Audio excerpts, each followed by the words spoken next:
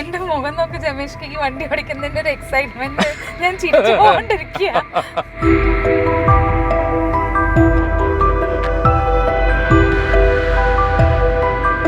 ഞാൻ ആളെ പറയുന്നില്ല, ഒരു യൂട്യൂബറാണ് തോന്നുന്നു. അദ്ദേഹം ഒരു ഇവന്റിന് വന്ന സമയത്ത് അവിടെ കൂടി നിൽക്കുന്നത് മുഴുവൻ കുട്ടികളാണ്, +2 ടീനേജ് കുട്ടികളാണ്. അപ്പം ഇവരുടെ ഒരു വകതിരിവ് എന്താണ്, എന്താണ് ഇവർ ആരാധിക്കുന്നത് എന്നൊക്കെ ഉള്ളത്. അയ്യോ, കല്യാണം നടന്നില്ലെങ്കിലും സേവ് ദ ഡേറ്റ് മസ്റ്റാണ്.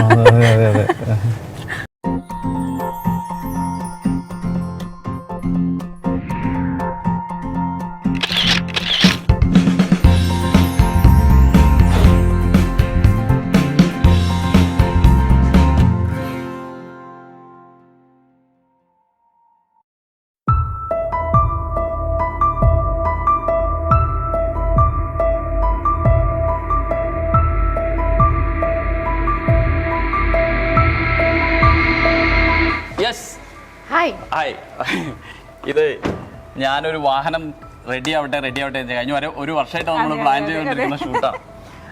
അതുമല്ല, വോൾവോ എന്ന് കേട്ടപ്പോ ഞാനും ടെംപ്റ്റഡ് ആയി.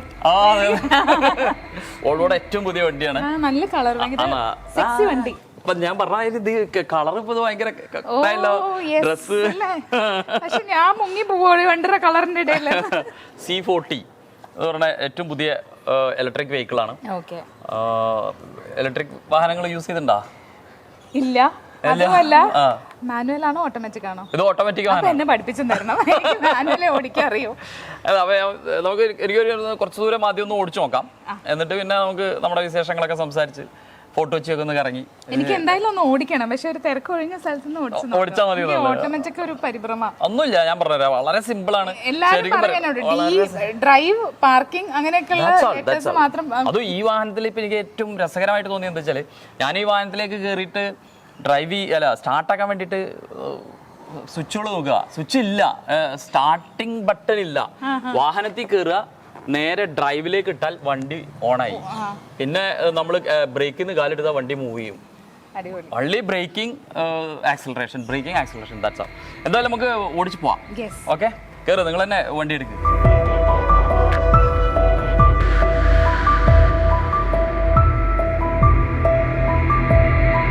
അങ്ങനെ ആദ്യമായിട്ട് ഒരു ഇലക്ട്രിക് വാഹനം ഡ്രൈവ് ചെയ്യുന്നതിന്റെ എക്സൈറ്റ്മെന്റിലാണ് അനുമോള്. എന്നെ കൊണ്ട് റോക്ക് സ്റ്റാർ ഫിലിമില് ഒരു ചെറിയ ഡ്രൈവ് ചെയ്യിപ്പിച്ചിട്ടുണ്ട്.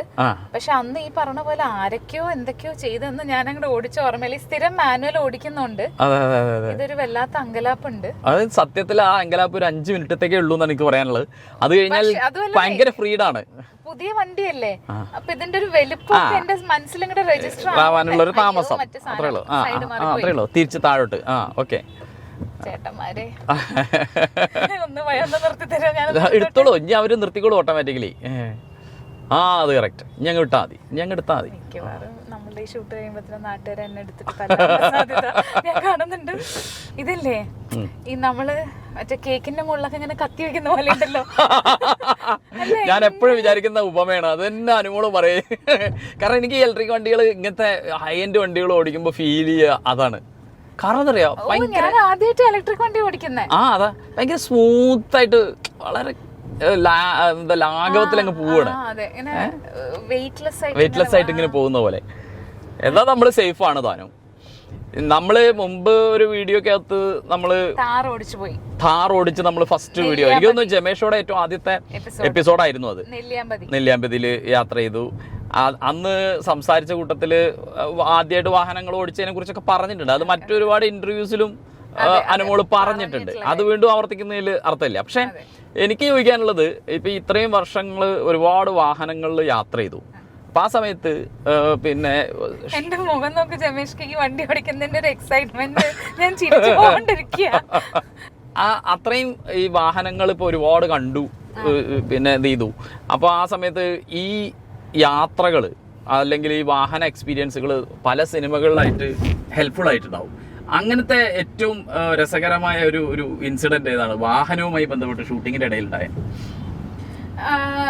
സത്യം പറഞ്ഞാല് ഞാൻ ചെയ്ത ക്യാരക്ടേഴ്സ് മുഴുവൻ ഈ ട്രഡീഷണൽ നാടൻ ഒക്കെ ആയത് കാരണം വാഹനമായിട്ട് അധികം ഇടപഴകേണ്ടി വന്നിട്ടില്ല എനിക്ക് സിനിമയില്. റോക്ക് സ്റ്റാറിലാണ് ഞാൻ ബൈക്ക് ഓടിച്ചത്. ഫോട്ടോഗ്രാഫറായിട്ട്. അതെ, ഒരു ഫാഷൻ ഫോട്ടോഗ്രാഫർ ആണ്. അപ്പൊ അതിന് വേണ്ടിയിട്ട് അവഞ്ചേഴ്സ് എന്ന് പറഞ്ഞിട്ട് ഒരു ബൈക്കാണ് ഞാൻ അതിൽ ഓടിച്ചത്. അതെന്നെ ആ സെറ്റ് പോയി അവിടുന്ന് പഠിച്ച് ഇപ്പൊ മറ്റേ കാസർഗോൾഡിന്റെയും ബിടെക്കിന്റെ ഒക്കെ ഡയറക്ടർ ഉണ്ട് മൃദുൽ നായർ. മൃദുലാണ് എന്നെ പഠിപ്പിച്ചത്. അപ്പോ അതാണ് വണ്ടിയായിട്ടുള്ള ഒരു ഇന്ററാക്ഷൻ. അതേമാതിരി ഒരു ഓട്ടോമാറ്റിക് കാറ്, ഏതോ ഒരു കാറ്, ചെറിയ കാറ് ഓടിച്ചിട്ടുണ്ട്. കൈയൊക്കെ ഗിയറിലേക്ക് പോണോ അറിയാണ്ട്. അപ്പം അത് ഓടിച്ചിട്ടുണ്ടായിരുന്നു. അത് മാത്രമാണ് എന്റെ ഒരു ഇന്ററാക്ഷൻ വണ്ടികളുമായിട്ട്. പിന്നെ ശരിക്കും ഇല്ല, എനിക്ക് അങ്ങനെ ഒരു വണ്ടിപ്രാന്ത് ഇല്ല ശരിക്കും. ഞാൻ ഓടിക്കും. 4 ചക്രമുള്ള ഒരു വണ്ടി കയ്യിൽ തന്നാൽ ഞാൻ ലോറിയാണെങ്കിലും നോൺ സ്റ്റോപ്പ്. ഞാനൊരിക്കൽ മറ്റേ 407 ഈ ആർട്ട് വണ്ടി ഉണ്ടാവില്ലേ സെറ്റില്, ഞാൻ ഒരിക്കൽ തിരിച്ചിട്ടു. ഇപ്പം ഈ 5 സെന്റും സെലീനയും എന്ന് പറയുന്ന പടത്തിന്റെ ലൊക്കേഷനിന്ന്. എനിക്ക് അങ്ങനത്തെ ഒക്കെ കാര്യങ്ങൾ ഇഷ്ടമാണല്ലോ. അപ്പം അതിന്റെ റീല് ഞാൻ എന്റെ സോഷ്യൽ മീഡിയയിലൊക്കെ ഇട്ടിട്ടുണ്ടായിരുന്നു. ലോറി തിരിച്ചിരുന്നേ. അപ്പം അങ്ങനത്തെ ഉള്ള ഇന്ററാക്ഷൻസ് ഉണ്ടായിട്ടുള്ളൂ. പിന്നെ ഈ പറഞ്ഞ പോലെ എന്റെ ഒരു കസിൻ ചേച്ചിയുടെ മോനുണ്ട്, അവന് കേശു, 5-6 വയസ്സായിട്ടുള്ളൂ. കേശുവിന് അറിയണ അത്ര പോലും എനിക്ക് വണ്ടികളുടെ പേരറിയില്ല, കണ്ടാ തിരിച്ചറിയില്ല. അപ്പൊ എന്നോട് എല്ലാരും ചോദിക്കും, നീ എന്ത് ഡ്രൈവറാ, നീ ചെറുപ്പത്ത് വണ്ടി ഓടിക്കാൻ പഠിച്ചിട്ട് എന്താ കാര്യം എന്നൊക്കെ. പക്ഷെ ഓരോരുത്തരുടെ ഒരു ഇൻട്രസ്റ്റ് വേറെ അല്ലേ. നമ്മുടെ ഒരു മൊബിലിറ്റി ആവശ്യത്തിന് നമ്മൾ പഠിച്ചു വെച്ചു. പിന്നെ ഈ പറഞ്ഞ പോലെ എനിക്ക് എല്ലായിടത്തേക്കും യാത്ര ചെയ്യുമ്പോ എന്റെ വണ്ടിയിൽ പോകുന്നതാണ് എന്റെ ധൈര്യം. എന്താ വെച്ചാൽ എനിക്ക് തോന്നുമ്പോ തിരിച്ചു വരാം. ആരോടും ചേട്ടാ ഒരു വണ്ടി തരുമോ, ചേട്ടാ ഒരു ടാക്സി അറേഞ്ച് ചെയ്യോ, ഇതൊന്നും ചോദിക്കണ്ട. നമ്മുടെ സൗകര്യത്തിന് പോകുന്നു, നമ്മുടെ സൗകര്യത്തിന് തിരിച്ചു വരുന്നു. അതാണ് എന്റെ ഒരു ഡ്രൈവിംഗ് ഫ്രീഡം. അതാണ് എനിക്കിഷ്ടം. അതിപ്പോ ഏത് വണ്ടിയായാലും ഓക്കെയാണ്. പക്ഷെ ഇപ്പൊ ഈടായിട്ട് ഞാൻ മനസ്സിലാക്കുന്നുണ്ട്, എനിക്ക് ഇതിന് മുന്നേ ഐ10 ആയിരുന്നു. ഐ10 കൊടുത്തിട്ടില്ല, വീട്ടിലുണ്ട്. ഇപ്പൊ ക്രെറ്റയാണ്. അപ്പൊ ഈ ക്രെറ്റയിൽ ഓടിച്ചിട്ട് ഐ10 അങ്ങോട്ട് ഇരിക്കുമ്പോ താന്നു പോയോ എന്നുള്ളൊരു തോന്നല്. അപ്പൊ ആ ഡിഫറൻസ് മനസ്സിലാവുന്നുണ്ട്. ബട്ട് സ്റ്റിൽ അത് തന്നാലും ഞാൻ ഓടിക്കും, ഇത് തന്നാലും ഞാൻ ഓടിക്കും എന്നുള്ള വാഹനങ്ങള്. പിന്നെ ഇപ്പം ക്രെറ്റ കയ്യിലുണ്ടെന്ന് പറഞ്ഞു. അപ്പൊ ഈ ലൊക്കേഷനുകളിലേക്കൊക്കെ പോകുമ്പോ ഇപ്പൊ എനിക്ക് തോന്നുന്നു കൂടുതൽ സിനിമകള് തമിഴ്, കന്നഡ, തെലുങ്ക് ഒക്കെ നിറയെ പടങ്ങളുണ്ട്. തമിഴാണ് അപ്പൊ അവിടേക്കൊക്കെ ലൊക്കേഷനിലേക്ക് വാഹനം ഓടിച്ചിട്ട് തന്നെയാണോ പോണത്? അതെ. പോകുന്നത്. അപ്പം ഈ പറയുന്ന പോലെ ഈ ഒരു പെൺകുട്ടി ഒറ്റയ്ക്ക് വാഹനം ഓടിച്ച് പോകുമ്പോൾ ഒരു സംശയം ചോദിക്കട്ടെ, ഇങ്ങനത്തെ ട്രാഫിക് വരുമ്പോ നമ്മൾ സാധാരണ ക്ലച്ച് ചവിട്ടി അതൊന്നും വേണ്ട, യു ജസ്റ്റ് പിന്നെ ബ്രേക്ക് ആക്സിലറേറ്റ്. ഒരു ആദ്യ ഇലക്ട്രിക് വാഹനം ഓടിക്കുന്ന ആളുടെ വളരെ സ്വാഭാവികമായ ഒരു അപ്പൊ ഈ ഒറ്റയ്ക്ക് വാഹനം ഓടിച്ച് പോകുമ്പോൾ വരാൻ സാധ്യതയുള്ള എന്തെങ്കിലും ബുദ്ധിമുട്ടുകളെ കുറിച്ച് ചിന്തിക്കാറുണ്ടോ? ഒരു പെൺകുട്ടി ഒറ്റയ്ക്ക് ഇപ്പം ചിലപ്പം സമയമൊന്നും നമുക്ക് നോക്കാൻ പറ്റില്ലല്ലോ ഡ്രൈവ് ചെയ്ത് പോകുമ്പോ. ഞാൻ അതൊട്ടും ചിന്തിക്കാത്ത ഒരാളായിരുന്നു. എന്റെ വണ്ടി അടച്ചുറപ്പുള്ള, ഞാൻ വണ്ടിയിൽ സേഫ് എന്ന് തോന്നലുള്ള ഒരാളായിരുന്നു. പക്ഷെ എനിക്ക് തോന്നുന്നു കുറെ ഇഷ്യൂസ് കേൾക്കുമ്പോഴൊക്കെ എനിക്കൊരു ധൈര്യം ഉണ്ടായിരുന്നു. പക്ഷെ ആ ഹൈദരാബാദിൽ ഒരു പ്രശ്നം ഉണ്ടായില്ലേ, ടോളിന്റെ അടുത്ത് ഒരു പെൺകുട്ടി, ഒരു ഡോക്ടർ കുട്ടി, അതിനുശേഷം ഞാൻ രാത്രി യാത്രകൾ ഭയങ്കരമായിട്ട് കുറച്ചു. പണ്ടൊക്കെ ഞാൻ എങ്ങനെയാ വെച്ചാൽ 11 മണിക്കാണ് കൊച്ചിന്ന് പുറപ്പെടുന്നത് വീട്ടിലേക്ക്. 2-3 മണിയോട് കൂടെ വീടെത്തുന്നുള്ള അവസ്ഥയായിരുന്നു. അത് നിർത്തി. ഇപ്പൊ 11-12 മണിക്കുള്ളിൽ വീടെത്തണം, ആ രീതിയിലേക്കായി. പിന്നെ ഈ പറഞ്ഞ പോലെ ദൂരസ്ഥലങ്ങളിലൊക്കെ പോകുന്ന സമയത്ത് ഞാൻ കുറച്ച് കോൺഷ്യസ് ആവാറുണ്ട്. അറിയാത്ത വഴിയൊക്കെ രാത്രി, മറ്റത് GPS ഉണ്ടല്ലോ, കണ്ട വഴിയിൽ കൂടെ കയറി പോവായിരുന്നു. ഇപ്പൊ ആ ധൈര്യം കുറച്ച് കുറഞ്ഞിട്ടുണ്ട്.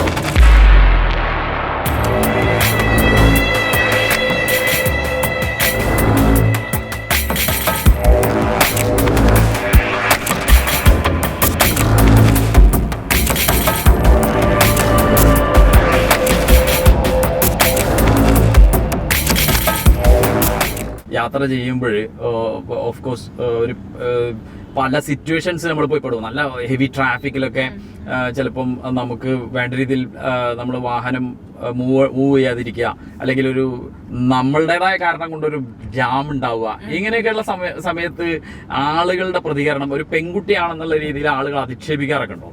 ഇല്ല, അങ്ങനെ ഇതുവരെ ഉണ്ടായിട്ടില്ല. പിന്നെ ഞാൻ അങ്ങനെ ഒരു സിറ്റുവേഷൻ ഉണ്ടാക്കിയിട്ടില്ല. കാരണം എനിക്കൊന്ന് അതിപ്പോ നോർമലി അനുമോള് എന്താ പറയാ ചെറുപ്പം മുതലേ ഡ്രൈവ് ചെയ്ത് വന്നതുകൊണ്ട് ഡ്രൈവിങ്ങിന്റെ എല്ലാ കലകളും അറിയാം. പിന്നെ കള്ളത്തരം കാണിക്കും ഇൻ ദ സെൻസ് നമ്മള് വേറെ നാട്ടില് ദൂര സ്ഥലങ്ങളിൽ പോവല്ലോ ഷൂട്ടിന്റെ ആവശ്യങ്ങൾക്കായിട്ട്. അപ്പൊ ചില വൺ വേ ഒക്കെ നമ്മൾ തെറ്റിക്കും, നേരം എന്നിട്ട് അവിടെ ഒരു പ്രശ്നം ഉണ്ടാക്കും. അപ്പൊ നമ്മളങ്ങോട്ട് പെട്ടെന്ന് അയ്യോ ഞാൻ മറ്റേ പട്ടാമ്പി രജിസ്ട്രേഷൻ ആണെന്നൊക്കെ പറഞ്ഞിട്ട് ഇവിടെ ആ നാട്ടിൽ ആദ്യമായിട്ടാണ് അങ്ങനെ തടിയെടുക്കും. അതെല്ലാവരുടെ ഇപ്പൊ ഞാൻ ഇവിടെ നമ്മള് അബദ്ധം ഈ പറഞ്ഞ പോലെ വൺവേലൊക്കെ കയറി പോയാല് നമ്മൾ അയ്യോ സാർ ഇത് മലപ്പുറം വണ്ടിയാണ്, ഞാൻ ഇപ്പൊ വന്നതേ ഉള്ളൂ, ഞാൻ വൈകുന്നേരം തിരിച്ചു പോവുകയും ചെയ്യും, അറിയില്ലായിരുന്നു എന്നൊക്കെ പറഞ്ഞിട്ട് നമ്മള്. പിന്നെ ഇനി വേറൊരു ഉടായ്പ സൂത്രം എന്താ വെച്ചാല്, ഈ ചില സിഗ്നലൊക്കെ ഇല്ലേ, നമുക്ക് റൈറ്റ് ടേൺ ഉണ്ടാവില്ല, നമ്മൾ ചുറ്റി യൂ ടേൺ ഒക്കെ എടുത്ത് വരണം. അപ്പം അത് ഭയങ്കര ദുഷ്ടത്തരാണ്. അപ്പൊ ഞാൻ പെട്ടെന്ന് അങ്ങോട്ട് ഡ്രൈവിംഗ് അറിയാത്ത പോലെ അങ്ങോട്ട് അപ്പൊ പോലീസുകാരൻ എന്ത് ചെയ്യും, അങ്ങോട്ട് പിടുത്തോണ്ട് പോവും എന്ന് പറയും. ഇവിടെ ബ്ലോക്ക് ആക്കണ്ടേ, റൈറ്റ് എടുത്തിട്ട് പോകുന്നു അറിയില്ലേ. അതാണ് ഞാൻ പറഞ്ഞത്. അപ്പൊ അത് ഈ പെൺകുട്ടികളെ കാണുമ്പോ നോർമലി ആണുങ്ങൾക്ക് ഉണ്ടാകാവുന്ന ഒരു ജെൻഡർ കൊണ്ടല്ല, അങ്ങനെ പറയാൻ ഇഷ്ടപ്പെടുന്നില്ല. റോഡ് ബ്ലോക്ക് വരരുത്, ഇയാൾ ഇപ്പൊ ഒരു ആണാണെങ്കിലും ഇയാൾ ഈ വണ്ടി കൊണ്ട് അവിടെ ഇട്ട് വട്ടം തിരിഞ്ഞ് ബാക്കിയുള്ളവരെയും കൂടി ബുദ്ധിമുട്ടിക്കാണ്, എടുത്തിട്ട് പോടോന്ന് അറിയില്ല. ആ ലെവലിലേക്ക് എത്തിക്കും. ഈ വാഹനങ്ങള് ഇപ്പൊ ഇങ്ങനെ ഓടിക്കുമ്പോ അതിന്റെ ഈ വാഹനങ്ങൾ ഓടിക്കുമ്പോ ഇതിന്റെ ഒക്കെ ഒരു പെർഫോമൻസ് ഒക്കെ നോക്കിയിട്ടാണോ വാഹനം സെലക്ട് ചെയ്യാറുള്ളത്? എങ്ങനെയാണ് ഒരു വാഹനം, അടുത്ത വാഹനം എന്ത് വേണമെന്നൊക്കെ തീരുമാനിക്കുന്നത്? ഒന്ന് എല്ലാരോടും ചോദിക്കും. എനിക്ക് അത്ര, ഞാൻ പറഞ്ഞില്ലേ, ഇതിനെ പറ്റി ഒരു നോളജ് ഇല്ല. ഇപ്പം ഇതിന്റെ ഓരോ ടെക്നിക്കൽ ടേംസ് പറഞ്ഞാലും എനിക്ക് മനസ്സിലാവുന്നില്ല. ഇപ്പൊ ഇന്ന് ഞാൻ ഈ വണ്ടിയാണ് എടുക്കണേ എന്ന് പറഞ്ഞപ്പോ എന്നോട് എത്രയാണ് ചാർജ് എന്നോ എത്രയാണ് സ്പീഡ് എന്തോ ചോദിച്ചു എന്നോട്. അവരുദ്ദേശിച്ചത് ഫുൾ ചാർജ് ആയാൽ എത്ര കിലോമീറ്റർ. ഈ വാഹനം പിന്നെ വോൾവോയുടെ XC40 എന്ന് പറഞ്ഞ വാഹനമാണ്. ഇതിപ്പോ അവരുടെ ഏറ്റവും ലേറ്റസ്റ്റ് വേർഷൻ ആണ്. ഇത് ഒറ്റ ചാർജില് ഫുൾ ചാർജില് 520-30 കിലോമീറ്റർ ഓടും. ദാറ്റ് മീൻ നമുക്ക് തിരുവനന്തപുരത്ത് നിന്ന് ഒറ്റ ചാർജിൽ കാസർഗോഡ് എത്താം. പിന്നെ അന്ന് നൈറ്റ് ചാർജിനിട്ടിട്ട് പിറ്റേ ദിവസം തിരിച്ചു വരാം. അപ്പൊ അത്രയും ഇതുള്ള ഒരു വാഹനമാണ്. അതാ, അപ്പൊ ചാർജ് എത്രയാന്ന് എന്നോട് ചോദിച്ചപ്പം പറയാൻ അറിയില്ല. ഞാൻ പറഞ്ഞു ഒരു 60 ലക്ഷം ഉണ്ടാവും വണ്ടിയുടെ വിലയാണെന്ന് നമ്മള് ധരിച്ചത്. അപ്പം എനിക്ക് അത്ര എന്റെ ഒരു നോളജ് ഉള്ളൂ. അപ്പം അത് കാരണം അങ്ങനെ അറിയില്ല എനിക്ക് എങ്ങനെ. അപ്പൊ ആരുടെയൊക്കെ ചോദിക്കും, കുറെ ആളുകളോട് ചോദിക്കും, കുറെ ഓൺലൈൻ റിവ്യൂസ് നോക്കും. പിന്നെ ഇപ്പൊ ഈ യൂട്യൂബേഴ്സ് ഒക്കെ ഉണ്ടല്ലോ, അവരുടെയൊക്കെ റിവ്യൂ ഞാൻ ഭയങ്കര റിസർച്ച് ചെയ്യുന്ന ആളാണ്. ഓരോന്ന് വാങ്ങിക്കുമ്പോൾ ഞാൻ നോക്കി. പിന്നെ അത് മാത്രമല്ല, കുറച്ച് വില കൂടിയ എന്ത് സാധനമാണെങ്കിലും, ഇപ്പൊ ഒരു ജ്വല്ലറി ആണെങ്കിലും ഒരു ഡ്രസ്സ് ആണെങ്കിലും ഒക്കെ ഞാൻ ഒരു 2-3 തവണ ആ കടയിലൊക്കെ ഒന്ന് പോയി ട്രൈ ഒക്കെ നോക്കി, തൊട്ടൊക്കെ നോക്കി, അങ്ങനെ ഞാൻ വാങ്ങാറുള്ളൂ. ഞാൻ ഇപ്പൊ അങ്ങനെ വാങ്ങാറുള്ളൂ. അതും ഫസ്റ്റ് ഇതിൽ ഞാൻ വാങ്ങില്ല. അത് ഞാൻ എന്റെ ഒരു ചെലവ് കൺട്രോൾ ചെയ്യുന്നതിന്റെ ഭാഗമായിട്ട് ഞാൻ പ്രാക്ടീസ് ചെയ്ത് ഉണ്ടാക്കിയതാ. കണ്ട ഉടനെ ചാടി വാങ്ങില്ല. ഞാനത് കണ്ട് ഇട്ട് നോക്കി, ഒന്ന് സ്വയം ഒക്കെ ഒന്ന് ആസ്വദിച്ച്, രണ്ടാമതും ഒക്കെ പോയി എനിക്കത് ഇത് വേണമെന്ന് അത്രയും ആഗ്രഹം വരുമ്പോഴാണ് എടുക്കുന്നത്. അതിപ്പം അത് ഏറ്റവും കൂടുതൽ ഞാൻ റിയലൈസ് ചെയ്തത് എന്റെ വീട് പണി നടന്ന സമയത്ത്. ഓരോ ടൈലാവട്ടെ, ഓരോ ലൈറ്റ് ആവട്ടെ, ഓരോ ഫർണിച്ചർ ആവട്ടെ, ഒക്കെ ഞാൻ ഇതേമാതിരി 3 വട്ടം 4 വട്ടം പോയിട്ടാണ് ഒരെണ്ണം എടുക്കുന്നത്. അപ്പം വണ്ടിയും അങ്ങനെ തന്നെയാണ്. ഞാനിങ്ങനെ റിസർച്ച് ചെയ്ത് അന്വേഷിച്ച് ആണ് ഒരെണ്ണം ഫിക്സ് ചെയ്താ പിന്നെ മാറും. പിന്നെ ആരെന്ത് മോശം പറഞ്ഞാലും. ക്രെറ്റ ഞാൻ 2018 എടുത്തതാ.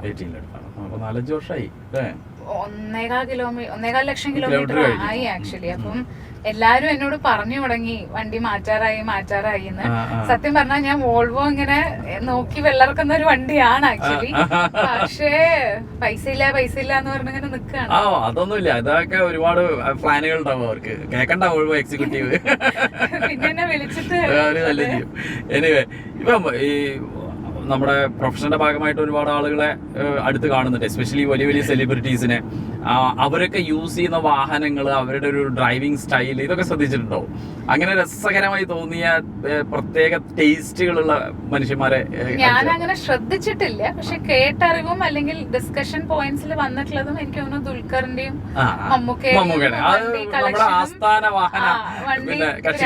വണ്ടി കളക്ഷനും അല്ലെങ്കിൽ അവരുടെ ഒരു സ്റ്റൈൽ ഓഫ് ഡ്രൈവിംഗും ഒക്കെ ഞാൻ അവരുടെയാണ് ശ്രദ്ധിച്ചിട്ടും കേട്ടിട്ടുമുള്ളത്. പിന്നെ ഇപ്പൊ റീസെന്റ് ഇങ്ങനെ ഒരു വലിയ ഒരു ലക്ഷറി കാറൊക്കെ റോഡിൽ കാണുമ്പോ ഫ്രണ്ട്സ് ആരെങ്കിലും ഒക്കെ കൂടെ ആണെങ്കിൽ അത് ചാക്കോസിന്റെ കാറല്ലേ, നോക്ക് ഗൂഗിൾ ചെയ്ത് നോക്ക് നമ്പർ, ഗൂഗിൾ ചെയ്ത് നോക്ക് നമ്പർ ചാക്കോസിനല്ലേ, അല്ലെങ്കിൽ അത് അമൽനീരതല്ലേ, അങ്ങനെ വണ്ടികൾ ഇവരുടെയൊക്കെ ശ്രദ്ധിച്ചിട്ടുണ്ടെന്നേ ഉള്ളൂ. എനിക്ക് ഞാൻ പറഞ്ഞില്ലേ, എനിക്ക് അറിയില്ലല്ലോ എങ്ങനെയാ നോക്കണ്ടേ എന്തായാലും, അതുകൊണ്ടാണ്. ഈ പിന്നെ ഇപ്പം ഇന്ത്യയിൽ മാത്രമാണോ ഡ്രൈവ് ചെയ്തിട്ടുള്ളത്? അത് പുറത്തൊക്കെ പോയ സമയത്ത് എപ്പോഴെങ്കിലും ഡ്രൈവിംഗ് ചെയ്തിട്ടില്ല? അതുകൊണ്ട് കാനഡയിൽ ആക്ച്വലി ഒരു ഷൂട്ടിന് പോയ സമയത്ത് ഡ്രൈവ് എന്ന് പറയാൻ പറ്റില്ല, ഒരു ഷോട്ടിന്റെ ആ ഒരു സമയത്തൊന്ന് ഡ്രൈവിംഗ് സീറ്റിൽ ഇരുന്ന് മേ ബി ഒരു 100 മീറ്റർ ഓടിച്ചിട്ടുണ്ടാവും, അത്രേ ഉള്ളൂ. പക്ഷെ ഇപ്പം പുറത്ത് യാത്ര ചെയ്ത ഒരാൾ എന്നുള്ള അർത്ഥത്തിൽ നമ്മളുടെ ഒരു ഡ്രൈവിംഗ് കൾച്ചറും നമ്മളുടെ ഒരു രീതികളും അവിടെയൊക്കെ ചെല്ലുമ്പോ അവര് ഡ്രൈവിംഗിൽ കാണിക്കുന്ന ഒരു ഡിസിപ്ലിൻ ഉണ്ട്. അതെ, അത്തരം കാര്യങ്ങൾ വാച്ച് ചെയ്തിട്ടുണ്ടോ? അത് ഞാൻ എപ്പോഴും നമ്മുടെ ഹൈവേയിൽ വണ്ടി ഓടിക്കുമ്പോ ഞാൻ എപ്പോഴും വിചാരിക്കുന്നതാണ്, ലെഫ്റ്റ് ട്രാക്കും റൈറ്റ് ട്രാക്കും ഒക്കെ റോഡിൽ ഉണ്ടാവുമല്ലോ.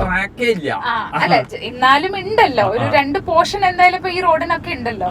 അപ്പം ആളുകള് റൈറ്റ് ട്രാക്കിൽ കേറിയിട്ട് പതുക്കനെ ഇങ്ങനെ പോകുമ്പോ ഞാൻ വിചാരിക്കും, അതെനിക്ക് പലപ്പോഴും തോന്നിയിട്ടുണ്ട്, നമ്മുടെ ഇവിടുത്തെ ആളുകൾക്ക് ഡ്രൈവിംഗ് റൂൾസ് അറിയാഞ്ഞിട്ടാണോ അതോ ഫോളോ ചെയ്യാൻ താല്പര്യമില്ലാഞ്ഞിട്ടാണോ എന്താന്ന് എനിക്ക് അറിഞ്ഞൂടാ. പിന്നെ അത് പ്രത്യേകിച്ച് കേരളത്തിനേക്കാൾ കഷ്ടാണ് തമിഴ്നാട്ടിലൊക്കെ പോയാലേ, അങ്ങോട്ടും എല്ലായിടത്തും കൂടി വണ്ടി വന്ന് ആകെ കലപിലയാണ്. അതൊരു ഒരു ഒതുക്കല്ലാത്ത ഡ്രൈവിംഗ് ആണ്. ഏകദേശം നമ്മളൊരു എനിക്ക് തോന്നുന്നു 10 മിനിറ്റോളമായിട്ട് ഡ്രൈവ് ചെയ്തുകൊണ്ടിരിക്കുകയാണ്. ഇതിലേക്ക് കേറുമ്പോ വലിയ ആശങ്കകളൊക്കെ പറഞ്ഞ അനുമോൾക്ക് ഇപ്പൊ ഈ വാഹനം എങ്ങനെ തോന്നുന്നു? വാഹനം ഓടിച്ചപ്പോ ഒന്ന് നല്ല സുഖമുണ്ട്, അറിയുന്നില്ല. ആക്സിലറേറ്റ് ഒന്ന് നന്നായിട്ട് കൊടുത്തു നോക്കിയേ, എങ്ങനെ ഫീൽ ചെയ്യുന്നു? ഒഴിഞ്ഞ സ്ഥലം കിട്ടട്ടെ. നമ്മുടെ റോഡുകളുടെ ഒരു പരിമിതിയാണ്, നമുക്ക് നിറയെ വാഹനങ്ങളും അതായത് റോഡിന് കൊള്ളാവുന്നതിൽ കൂടുതൽ വാഹനങ്ങൾ ഓടിക്കൊണ്ടിരിക്കുകയാണ്. ശരിക്കും പറഞ്ഞാല് നമ്മളൊരു ടൗണിലേക്ക് വാഹനം ഓടിച്ച് ചെല്ലുന്ന സമയത്ത് നമ്മള് ശരിക്കും 15 വർഷത്തെ ടാക്സ് ഒക്കെ ഒന്നിച്ച് കൊടുത്തിട്ടാണ് ഈ വാഹനം വാങ്ങിക്കുന്നത്. പക്ഷെ നമ്മളുടെ ഒരു പിന്നെ കമ്മിറ്റ്മെന്റും ഗവൺമെന്റിനും ഇല്ല, മോട്ടോർ വെഹിക്കിൾ ഡിപ്പാർട്ട്മെന്റിനും ഇല്ല, റോഡ് അതോറിറ്റിക്കും ഇല്ല, ഒന്നുമില്ല. നമ്മള് വണ്ടി നമുക്ക് പറ്റിയെടുത്ത് നമ്മൾ കൊണ്ടുപോയി പാർക്ക് ചെയ്യണം, എന്നിട്ട് നമ്മൾ നടന്നിട്ട് വരണം. ഒരു സൗകര്യങ്ങളും ഇല്ല, പാർക്ക് ചെയ്യാനോ ഒന്നും സൗകര്യമില്ല. പ്രത്യേകിച്ച് സിറ്റീസ്. എന്റെ കൈ ഇങ്ങനെ മാറ്റാൻ വേണ്ടി അപ്പൊ ഇത് ഒറ്റ ഇതിലേ ഉള്ളൂ, അങ്ങനെ പോക്കോളും. അത് ആക്സിലറേഷനിലാണ്. നമ്മള് ആക്സിലറേഷൻ കുറച്ചാൽ വണ്ടി ഓട്ടോമാറ്റിക്കലി ലോ ഗിയറിലേക്ക് വരും. ഇതൊക്കെ ഈ പൊട്ടത്തരൊക്കെ കട്ട് ചെയ്തോളൂ ആൾക്കാർ. അല്ല അതൊക്കെ കുഴപ്പമില്ല, അതൊക്കെ അല്ലേ അതിന്റെ രസം. പാർക്കിംഗ് സൗകര്യത്തിന്റെ അപ്പുറത്തേക്ക് എനിക്ക് തോന്നുന്നു ലൈസൻസ് എടുക്കുന്ന ആൾക്കാരെ ഒന്നും കൂടെ എഡ്യൂക്കേറ്റ് ചെയ്യേണ്ടതുണ്ട് തോന്നുന്നു, എങ്ങനെ ഓടിക്കണം, വണ്ടി റോഡ് എല്ലാവർക്കും ഉള്ളതാണ്, അങ്ങനെയൊക്കെയുള്ള ഒരു പ്രതിപക്ഷ ബഹുമാനമൊക്കെ വേണം എന്നുള്ളതും, അല്ലെങ്കിൽ കുറച്ചും കൂടെ റൂൾസിനെ പറ്റി ഒന്നും കൂടെ സ്ട്രിക്റ്റ് ആളുകള് പഠിക്കേണ്ടത് അത്യാവശ്യമാണെന്ന് തോന്നുന്നു. കാരണം അത് ഹൈവേയിൽ നമ്മൾ ഇപ്പൊ കോട്ടയിലേക്കൊക്കെ പോകുമ്പോൾ നമ്മൾ അനുഭവിക്കുന്ന വലിയൊരു ബുദ്ധിമുട്ടെന്ന് വെച്ച് കഴിഞ്ഞാൽ ഈ സൈഡിൽ ഒരു KSRTC ബസ് പോകുന്നുണ്ടാവും, ഈ സൈഡിൽ ഒരു നാഷണൽ പെർമിറ്റ് ലോറി പോകുന്നുണ്ടാവും, പിന്നെ ബാക്കിയുള്ളവർ മുഴുവൻ ഇവരെ സ്പീഡിനനുസരിച്ച് ബാക്കിൽ പോയിക്കൊള്ളാം. അങ്ങനത്തെ കുറെ കാര്യങ്ങൾ. പിന്നെ റോഡിലെ കുഴി, ഞാൻ റോഡിന്റെ കുഴിക്ക് പേര് കേട്ട നാട്ടിൽ നിന്ന് വരുന്ന ആളാണ്. ഞങ്ങളുടെ ആ പെരിന്തൽമണ്ണ പട്ടാമ്പി റോഡ് എപ്പോഴും കേട് വരും, എപ്പോഴും കേട് വന്ന എപ്പോഴും. ഇപ്പൊ അടുത്ത് എനിക്ക് തോന്നുന്നു ആരൊക്കെയോ യൂട്യൂബേഴ്സ് ആ റോഡിനെ പറ്റി എന്തൊക്കെയോ വീഡിയോസ് ഒക്കെ ചെയ്തിട്ടാണ് ഞാനിങ്ങനെ പല ട്രോൾ സ്ഥലത്തും ഇങ്ങനെ പട്ടാമ്പി റോഡ് എന്ന് കാണുമ്പോ ഞാൻ വിചാരിക്കും ഈശ്വരാ പേരാണല്ലോ. അപ്പം അങ്ങനെ റോഡിന്റെ അവസ്ഥ പിന്നെ വേറെ, ഓടിക്കാൻ അറിയാത്ത അവസ്ഥ വേറെ. ഞാനിപ്പോ ഈ അടുത്ത് ദുബായ് പോയത് കൊണ്ടാണ് എനിക്കിത് ഫീൽ ചെയ്യുന്നത്. ശരിക്കും അവിടെ നമ്മൾ റോട്ടിൽ കൂടെ നടക്കുമ്പോ ലൈസൻസ് ഉണ്ടോ? ലൈസൻസ് ഒന്നുമില്ല. ഞാൻ റോട്ടിൽ കൂടെ നടക്കുമ്പോ ആ വൈറ്റ് ലൈനിൽ വെറുതെ ഒന്ന് കാല് വെച്ചാൽ എത്ര വലിയ വണ്ടിയാണെങ്കിലും അവൻ ചവിട്ടി നിർത്തിയിരിക്കും. അപ്പൊ നമ്മൾ റോഡിൽ നടക്കുന്നവന് കൊടുക്കുന്ന ആ ഒരു ബഹുമാനം, ലെഫ്റ്റ്, അത് നമ്മൾ കണ്ടുപിടിക്കേണ്ടതാണ്. കാരണം അപ്പോ അത് കഴിഞ്ഞ് ഞാനൊരിക്കൽ പുറത്ത് എവിടെയാന്ന് എനിക്ക് ഓർമ്മയില്ല, ഞാൻ സ്കൂൾ ബസ്സിന് കൊടുക്കുന്ന റെസ്പെക്ട് കണ്ടിട്ട് ഞെട്ടിപ്പോയി. ഒന്ന്, ബസ് തന്നെ കാഴ്ചയിലെ നമുക്കറിയാം അത് ഭയങ്കര സ്ട്രോങ് ഉരുക്ക് വണ്ടിയാണ്, ഒരു മറിച്ചിലൊന്നും അതിനൊന്നും പറ്റില്ല എന്ന് കണ്ടാൽ അറിയാം. പിന്നെ ബസ് നിർത്തുമ്പോ ഇല്ലേ, ഇപ്പൊ നമ്മളീ മറ്റേ ഇത് വരില്ലേ ടോളിലൊക്കെ വരുന്ന പോലെ ഒരു സാധനം ഇങ്ങോട്ട് വരും, സ്റ്റോപ്പ് എന്ന് പറഞ്ഞിട്ട് ഒരു ഡോർ ഇങ്ങോട്ട് എക്സ്ട്രാ വരും. അപ്പൊ ബാക്കി വണ്ടികളൊക്കെ നിർത്തും, കുട്ടികൾ ഇറങ്ങി കുട്ടികള് അപ്പുറത്ത് പോയിട്ട് അപ്പം സ്കൂൾ ബസ് നിർത്തി കഴിഞ്ഞാൽ പിന്നിലുള്ള വണ്ടികളൊക്കെ സ്റ്റോപ്പായി, ആർക്കും ഒരു തിരക്കില്ല. അപ്പൊ സ്കൂൾ ബസ്സിന് കൊടുക്കുന്ന റെസ്പെക്ട് ഒക്കെ കണ്ടിട്ട് ഞാൻ ഞെട്ടിപ്പോയി.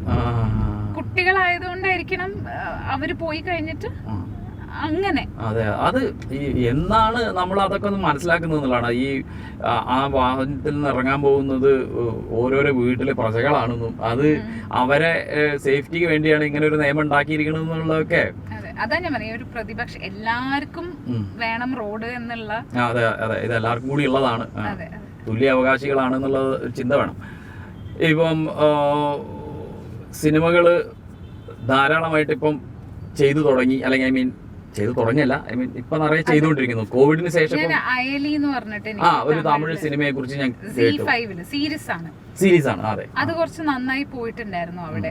Z5-ന്റെ നോൺ ഹിന്ദി സീരീസിലെ ഏറ്റവും വലിയ ഹിറ്റാണ് അയലി. അപ്പം അതിനുശേഷം തമിഴ് തെലുഗു കോൾസ് വരുന്നുണ്ട് കുറച്ച്. അപ്പം ഇപ്പൊ ഞാനൊരു തമിഴ് പടം ചെയ്തുകൊണ്ടിരിക്കുകയാണ്. ഇനിയിപ്പോ ഒരു സീരീസ് നടക്കുന്നു. അതെ, അതിപ്പോ ഞാൻ ഈ വീക്ക് കമ്മിറ്റ് ചെയ്യും. നെക്സ്റ്റ് വീക്ക് അതിന്റെ ഷൂട്ടും ഓൾമോസ്റ്റ് തുടങ്ങുകയായി. ഇപ്പോൾ ഒരു കഴിഞ്ഞൊരു ഇത്രയും വർഷത്തെ എക്സ്പീരിയൻസ് വെച്ചിട്ട് മലയാള ഇൻഡസ്ട്രിയിൽ നിന്ന് വേണ്ടുന്ന ഒരു പരിഗണന അനുമോൾക്ക് കിട്ടിയെന്ന ഒരു തോന്നലുണ്ടോ? അങ്ങനെ ചോദിച്ചാൽ എനിക്ക് എന്താ പറയണ്ടേന്ന് അറിയില്ല. എന്താ വെച്ചാൽ ഈ ഇൻഡസ്ട്രിയിൽ വരുമെന്ന് പോലും വിചാരിക്കാത്ത ഒരാളാണ് ഞാൻ. അപ്പം അങ്ങനെ വെച്ച് നോക്കുമ്പം 15 കൊല്ലം ഈ ഇൻഡസ്ട്രിയിൽ നിന്നു എന്ന് പറയുന്നത് തന്നെ വലിയൊരു അനുഗ്രഹവും വലിയൊരു കാര്യമായിട്ടും ഞാൻ കാണുന്നുണ്ട്. പിന്നെ എന്താ വെച്ചാൽ റോൾസ് മേ ബി അറിയില്ല, എനിക്ക് തന്നെ എൻ്റെ മേലൊരു കോൺഫിഡൻസ് ഇല്ലായിരുന്നു. അതുകൊണ്ടാണോ എന്താണെന്നറിയില്ല, കുറേ നല്ല സിനിമകൾ വന്നിട്ട് സ്റ്റാർ വാല്യൂ ഇല്ല എന്ന് പറഞ്ഞിട്ട് എന്നെ മാറ്റിയിട്ടുണ്ട്. അപ്പം അങ്ങനെയൊക്കെ ഉണ്ട് അത് ഇൻഡസ്ട്രിയുടെ ഓരോ രീതി. അല്ല, അതിപ്പോ ഞാൻ ചോദിക്കുന്നത്, ഇപ്പൊ നേരത്തെ നമ്മള് സംസാരത്തിൽ വന്ന പോലെ നമ്മളുടെ ഒരു റേഞ്ച് അല്ലെങ്കിൽ നമ്മളുടെ ഒരു ഇത് നമ്മൾ തന്നെ സെറ്റ് ചെയ്യേണ്ടതുണ്ടോ, അതോ അത് നമ്മളിലേക്ക് വന്നു ചേരുകയാണോ? ഇങ്ങനെ പല അഭിപ്രായങ്ങളും ഞാൻ പല സ്ഥലത്തുനിന്നും കേൾക്കാറുണ്ട്. എനിക്ക് തോന്നുന്നു ഓരോ ആളുടെ ജേർണിയും ഓരോ ആളുടെ കരിയറും ഒക്കെ ഡിഫറെന്റ് ആണ്. ഇപ്പൊ ചിലര് പറയും മിനി സ്ക്രീൻ ചെയ്ത് കഴിഞ്ഞാൽ ബിഗ് സ്ക്രീനിലേക്ക് വിളിക്കില്ല. പക്ഷെ അതൊക്കെ വെറുതെയാണ്. എത്ര ആളുകളുണ്ട് മിനി സ്ക്രീനിന്ന് ബിഗ് സ്ക്രീനിലേക്ക് വന്ന ആൾക്കാര്, രണ്ടിലും ഈക്വലി ബാലൻസ് ചെയ്യുന്ന ആൾക്കാര്. അങ്ങനെ ഓരോ ആൾക്കാരുടെ യാത്രയും ഡിഫറെന്റ് ആണ്. അപ്പൊ അതുകൊണ്ട് എനിക്ക് തോന്നുന്നു ഞാൻ അതിനെ അങ്ങനെയാണ് കാണുന്നത്.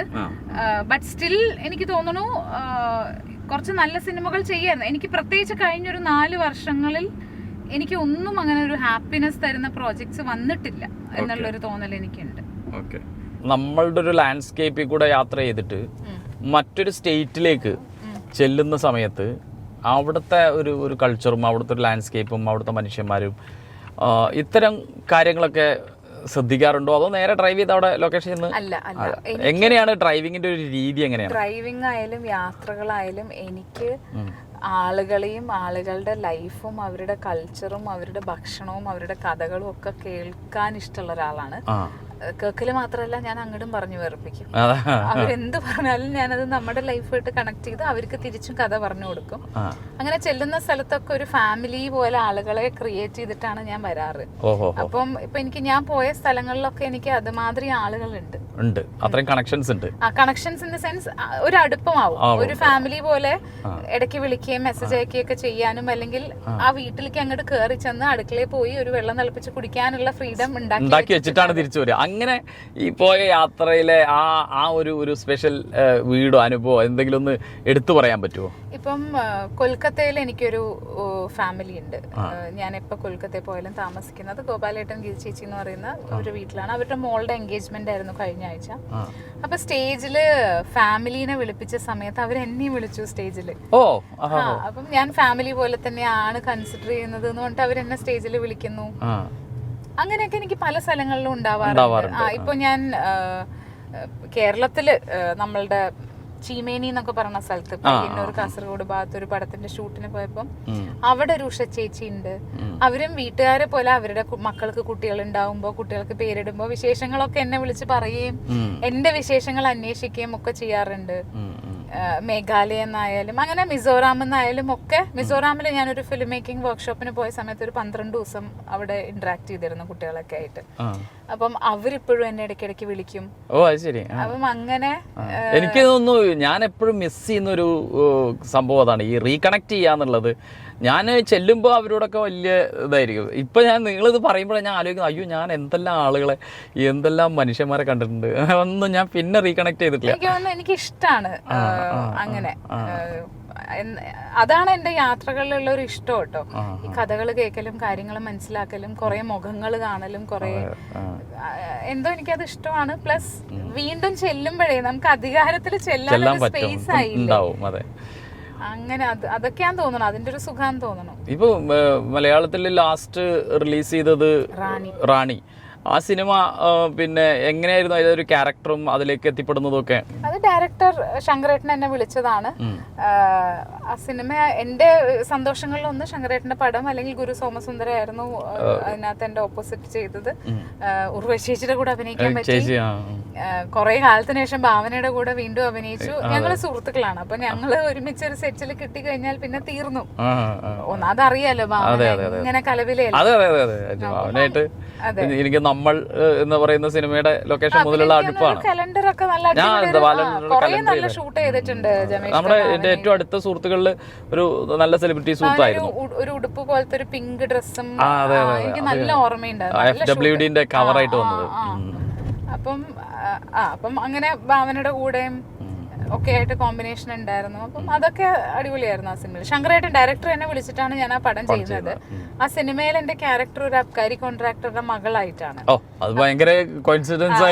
റിയൽ ലൈഫിൽ അത് ആയതുകൊണ്ട് എനിക്ക് ഒന്നും കൂടെ ഒരു എക്സൈറ്റ്മെന്റ് കൂടുതലായിരുന്നു.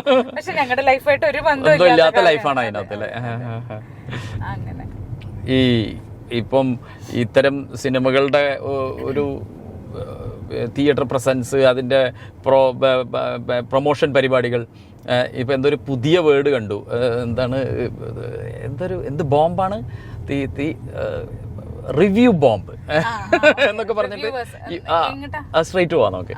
റിവ്യൂ ബോംബ് എന്നൊക്കെ പറഞ്ഞിട്ട് ഒരു ഇത് കേട്ടു. അത്തരം കാര്യങ്ങൾ ശരിക്കും പറഞ്ഞാൽ ശ്രദ്ധിച്ചിട്ടുണ്ടോ? അത് ഇൻഡസ്ട്രിക്ക് ഗുണകരമായിട്ടാണോ അതോ ദോഷമായിട്ടാണോ? ഞാൻ ശ്രദ്ധിച്ചിട്ടുണ്ട്. റിവ്യൂസ് ഒക്കെ ശ്രദ്ധിക്കാറൊക്കെ ഉണ്ട്. ചില സമയത്ത് നമ്മുടെ സിനിമേന്റെ ഒരു റിവ്യൂ വരുന്ന സമയത്ത് മിക്ക സിനിമകളിലും എന്നെ എടുത്ത് പറയാറുണ്ട്. ആരും ചീത്ത പറഞ്ഞിട്ടില്ല ഇതുവരെ. പക്ഷെ ചില സിനിമയിൽ എന്റെ പേര് പറഞ്ഞില്ലെങ്കിൽ ഞാൻ ഞാൻ പറയാൻ മെൻഷൻ ചെയ്യാൻ മാത്രം ചെറുതായോന്നല്ല, നല്ലതും അല്ല കൊള്ളൂലെന്നോ ഒരു അഭിപ്രായം ഇല്ലാതെ ആയി പോയോ എന്റെ ഇതിനെ പറ്റി എന്നൊക്കെ എനിക്ക് തോന്നാറൊക്കെ ഉണ്ട് കേട്ടോ.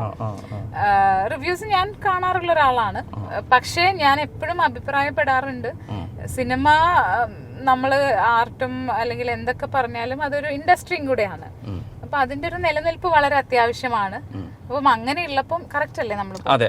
അങ്ങനെയുള്ളപ്പോ എനിക്ക് തോന്നുന്നു ഒരു 2-3 ദിവസം ആളുകൾക്കൊരു തന്നെ ഒരു ജഡ്ജ്മെന്റ് ഉണ്ടാക്കാനുള്ള ഒരു സമയം കൊടുക്കണം എന്ന് ഞാൻ എപ്പോഴും പറയാറുണ്ട്. പക്ഷെ ഇപ്പം ഓർഡർ വന്നില്ലേ, ഒരാഴ്ചക്ക് ശേഷം റിവ്യൂ ചെയ്യാൻ പാടുള്ളൂ. അത് ഭയങ്കര നന്നായി. എന്താ വെച്ചാ ആളുകൾ സ്വയം കണ്ടിട്ട് അഭിപ്രായം ഉണ്ടാക്കട്ടെ. ഇപ്പം നമ്മൾ ഫോളോ ചെയ്യുന്ന നമുക്ക് നമ്മളായിട്ട് കണക്ട് ചെയ്യാൻ പറ്റുന്ന ഒരു റിവ്യൂവറുടെ റിവ്യൂ കേട്ടിട്ട് നമ്മളിപ്പോ തീരുമാനിക്കുകയാണ് സിനിമയ്ക്ക് പോണോ പോണ്ടേന്ന്. അപ്പൊ അതിന്റെ ആവശ്യമില്ലല്ലോ. നമുക്ക് സ്വന്തം അത് നമ്മളെയാണ് കില്ല് ചെയ്യുന്നത്. നമ്മുടെ ഈ തലയിൽ നമ്മൾ ഉണ്ടാക്കിയെടുക്കുന്ന വകതിരിവ് അഭിപ്രായം ഇല്ലാണ്ടാവുകയാണ്. സ്വയം ഐഡന്റിഫൈ ചെയ്യാനുള്ള കഴിവ്, സ്വയം ചിന്തിക്കാനുള്ള കഴിവ് കില്ല് ചെയ്യാണ് നമ്മൾ. അപ്പൊ അതുകൊണ്ട് ആളുകളൊക്കെ സ്വയം ചിന്തിക്കട്ടെ, അവര് സ്വയം മനസ്സിലാക്കട്ടെ. എനിക്ക് പലപ്പോഴും അഭിപ്രായം തോന്നിയിട്ടുണ്ട്, ഈ ഒരു റിവ്യൂവർ പറയുന്നത് കേട്ടിട്ട് എങ്ങനെയാണ് നമ്മളൊരു സിനിമ കാണണോ വേണ്ടേ തീരുമാനിക്കുക? കാരണം അയാളുടെ എസ്തെറ്റിക്കും എന്റെ എസ്തെറ്റിക്കിന്റെ റേഞ്ചും തമ്മിൽ വ്യത്യാസമില്ലേ? പക്ഷേ നമ്മളൊരു 10 റിവ്യൂ അദ്ദേഹത്തിന്റെ കേട്ടു എന്ന് വിചാരിക്കൂ. അദ്ദേഹവും നമ്മളും ഏകദേശം ഒരേ രീതിയിൽ ചിന്തിക്കുന്നുണ്ട് എന്ന് നമുക്ക് തോന്നിയാൽ പിന്നെ അയാൾ പറയുന്നത് കണക്കാക്കിയിട്ട് റിവ്യൂ ശ്രദ്ധിക്കും. എന്താ വെച്ചാൽ ഇതന്നെ ആയിരിക്കും നമ്മുടെ അഭിപ്രായം എന്ന് നമ്മുടെ ഒരു തോന്നലാണ്. ഞാൻ റിവ്യൂ കേട്ടാലും ഞാൻ സിനിമ കാണും കേട്ടോ.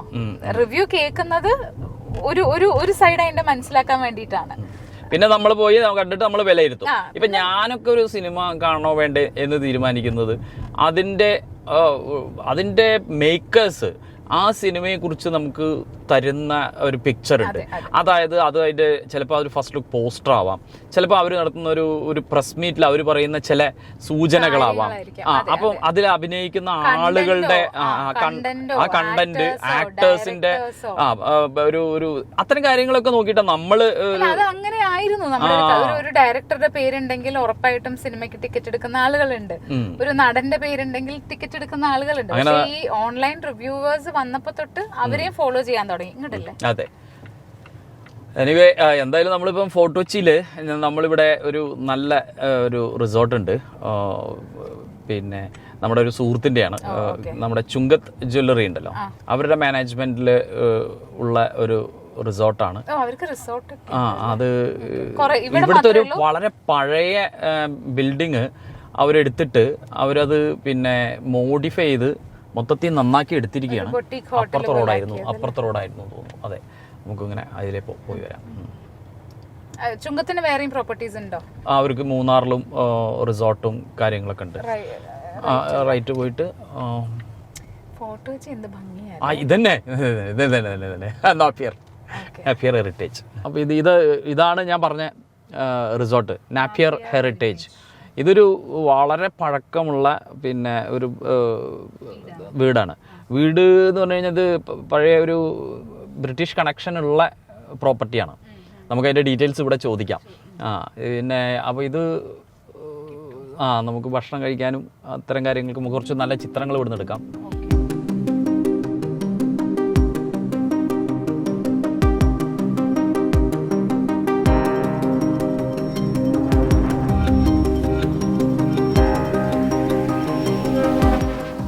അപ്പൊ എങ്ങനെയുണ്ട് വണ്ടി മൊത്തത്തിൽ ഓടിച്ചിട്ട്? അടിപൊളി. വണ്ടിയെ കുറിച്ച് കൂടുതൽ എന്തെങ്കിലും അറിയണമെങ്കിൽ നമുക്ക് വണ്ടിയുടെ എക്സിക്യൂട്ടീവ് ഉണ്ട്, തിരിച്ചു പോകുമ്പോൾ നമുക്ക് ഷോറൂമിൽ കൊടുത്തിട്ട് പോവാം. അപ്പൊ അവിടെ കാണുകയും ചെയ്യാം. വേറൊരു കാര്യം ഞാൻ അറിഞ്ഞത്, വോൾവോയിൽ എനിക്ക് അറിയുന്ന ഒരു കുട്ടി ഉണ്ടല്ലേ? ശരി. ഫെറിൻ എന്ന് പറഞ്ഞിട്ടൊരു കുട്ടി ഉണ്ട് അത്ര അവിടെ കൊച്ചി വോൾവോയില്. ഞാൻ അവളുടെ ഗുരുവാണ്. ആങ്കറിംഗില് എന്റെ ജൂനിയർ ആയിരുന്നു. അപ്പം ആങ്കറിംഗ് സമയത്ത് ഫെറിൻ എന്ന് പറഞ്ഞിട്ടൊരു കുട്ടി. അപ്പൊ ആ കുട്ടി അവിടെയാന്ന് ഞാൻ അറിഞ്ഞു. ഞാൻ വിളിക്കാനിരിക്കുക. വെരി ഗുഡ്, നമുക്ക് പോയി നോക്കാം. എനിവേ ഇതിപ്പം നാപ്പിയർ ഹെറിറ്റേജിലാണ് നമ്മൾ എത്തിയത്. ഇവിടെ ഏകദേശം 16ഓളം റൂമുകളുണ്ട്. അതുമാതിരി റെസ്റ്റോറന്റ് ഉണ്ട്, ബാങ്കറ്റ് ഹാൾ ഉണ്ട്, അടിപൊളി പ്രോപ്പർട്ടിയാണ്, സ്വിമ്മിംഗ് പൂൾ ഉണ്ട്. എന്തായാലും നമുക്ക് ഇപ്പം പൂളിലൊന്നും ചാടാൻ സമയമില്ല, അതുകൊണ്ട് ഫുഡ് കഴിക്കാം, ബാക്കി സംസാരിക്കാം, ഫോട്ടോസ് എടുക്കാം.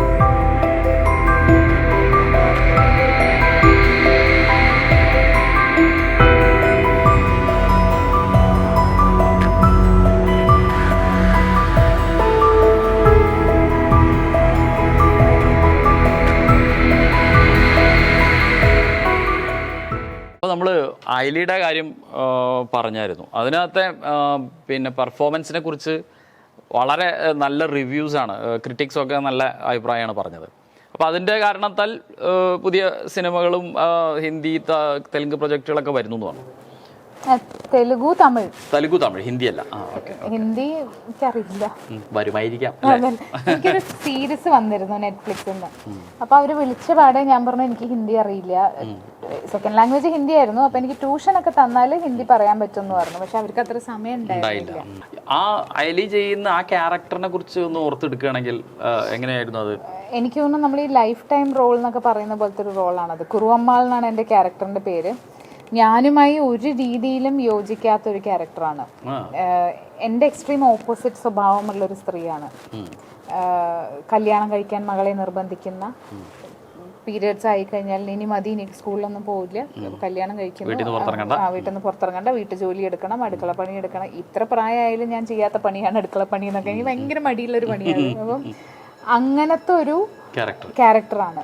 ശരിക്കും പറഞ്ഞാൽ നമ്മുടെയൊക്കെ നാട്ടിൽ കാണുന്ന ഈ വല്യമ്മമാരും അമ്മായിമാരും അങ്ങനത്തെ നമ്മുടെ അമ്മമാരുടെ ഒക്കെ ഒരു ജനറേഷൻ്റെ ഒക്കെ ഉണ്ടല്ലോ, അങ്ങനത്തെ ഒരു സ്ത്രീയാണ് ഈ കുറുവമ്മാൾ എന്ന് പറയുന്നത്.